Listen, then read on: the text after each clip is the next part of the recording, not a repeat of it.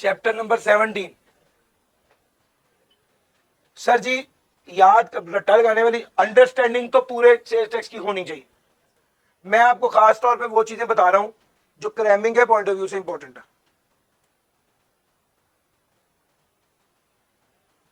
Definitions: importer, manufacturer, manufacturer, retailer, retail price, distributor, wholesaler, registered person, taxable activity. ये सारी definitions आपने पक्की याद करनी। कंपनी की डेफिनेशन में सिर्फ दो याद कर लेना जो नए हैं। ई intermediary very important, cottage industry very important,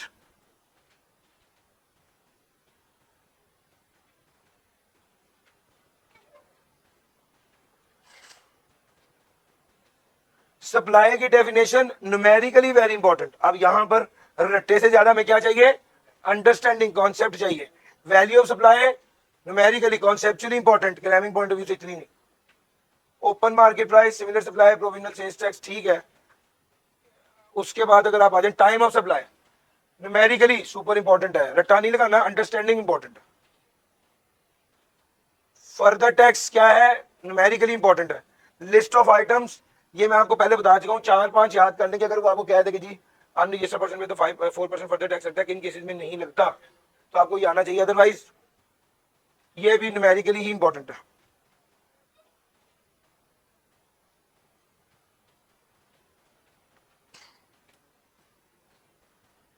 ये आइटम्स है, किन किन आइटम पे 25% टैक्स लगना है। रीड ओनली है, इसलिए क्रैम ना करें, इसमें इतना ज्यादा टाइम लग जाएगा। बस ये चीज आपकी मोटी मोटी रेंज में होनी चाहिए कि 25% किस पर लगना है। अब ये जो आ रही है ना चीजें, अब इसको क्रैम करो। एक्स्ट्रा टैक्स को क्रैम करो, कैपेसिटी टैक्स को क्रैम करो, टैक्स ऑन रिटेलर को क्रैम करो, स्टील प्रोडक्ट शिप प्लेट्स पर जो टैक्स है उसको क्रैम करो, टैक्स ऑन सीएनजी स्टेशन इसको, special power to federal government, integration of invoices through machine with board system. ये जो चीजें हैं ना 3.4 से ऑनवर्ड, इनको क्रैम करना। एसोसिएट की डेफिनेशन कॉन्सेप्चुअली आपको आनी चाहिए। अब इसने पिछली से पिछले टर्म में पूछा है, लेकिन उसने जो बात पूछी है उसके लिए एसोसिएट की डेफिनेशन की अंडरस्टैंडिंग होनी चाहिए थी। जिस बच्चे को वो नहीं थी वो नहीं कर पाया वो सवाल। 4.2 collection of excise sales tax बड़ा इंपॉर्टेंट है। 4.3 जॉइंट एंड सेवरल लायबिलिटी, ये भी बहुत इंपॉर्टेंट है। ये थ्योरेटिकली क्रैमिंग भी करना है, अंडरस्टैंडिंग भी होनी चाहिए।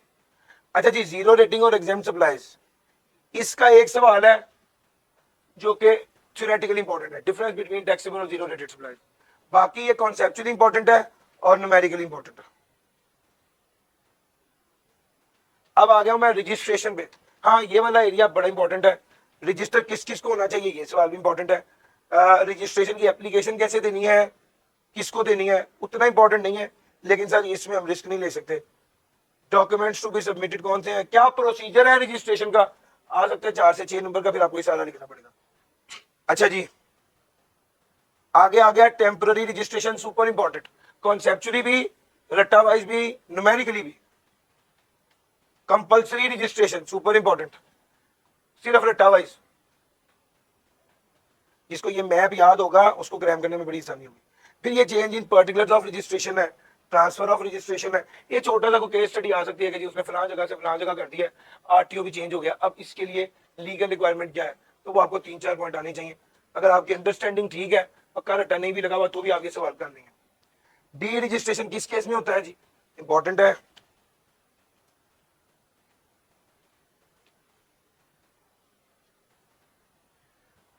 प्रोसीजर ऑफ डी रजिस्ट्रेशन, क्या प्रोसीजर है इसको देख लिया।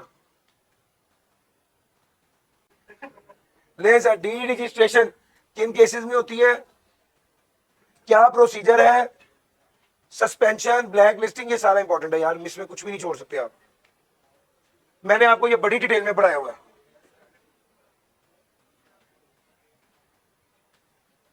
डिसकॉन्टिन्यूस ऑफ गैस और इलेक्ट्रिसिटी कनेक्शन, ये भी इवन इंपॉर्टेंट है। चैप्टर 17 में इतना ही था, चैप्टर 18 में आ जाए। अब आ जाए चैप्टर नंबर 18 की तरफ। सबसे ज्यादा क्रैमिंग वाला जो माल है ना वो 17 में है।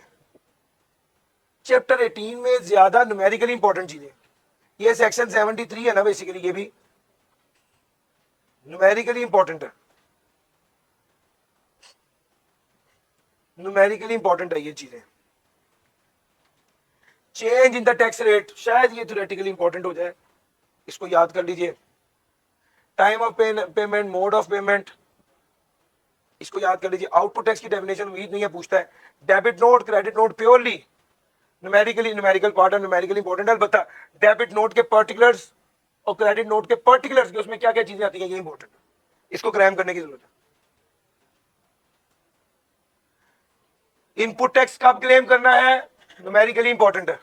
किस किस चीज पे इनपुट टैक्स क्लेम नहीं होना, न्यूमेरिकली इंपॉर्टेंट है। रट्टा से ज्यादा समझ की जरूरत है। 3.4 न्यूमेरिकली इंपॉर्टेंट है, कुछ चीजें कैश में दी हैं, कुछ कार्ड में। फिर आ गया एडजस्टेबल इनपुट टैक्स। हाँ जी, इसलिए भी न्यूमेरिकली इंपॉर्टेंट है। रिफंड ऑफ इनपुट टैक्स अलबत्ता इसको कह सकते हैं कि ये आपको थ्योरेटिकली भी पूछ सकता है। असेसमेंट ऑफ टैक्स, ये तो है theoretical part. Short paid amount of tax को रिकवर कैसे करना है, ये भी थ्योरेटिकली क्रैम करना है सर। 4.123 तीनों क्रैम कर लीजिएगा भाई। जिस चीज को मैंने कहा है ना क्रैम करना है, इसका मतलब उसको रट्टा लगाने पर मेहनत करें।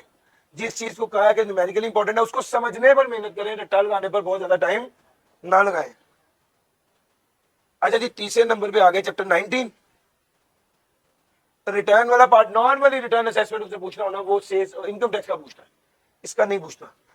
फिर भी ये monthly return, quarterly return, annual return, E intermediate, extension of time concept है सर। ये सारे रिटर्न जो रिटर्न है उसको तैयार कर लीजिए, जिसमें मेनली ई इंटरमीडिएट की डेफिनेशन है और रिटर्न में मंथली, क्वार्टरली, एनुअल। इसमें जो ये वाली जो शीट है ना, ये वाली आप पक्की तैयार करेंगे तो ये तकरीबन सब कुछ इसमें कवर होगा।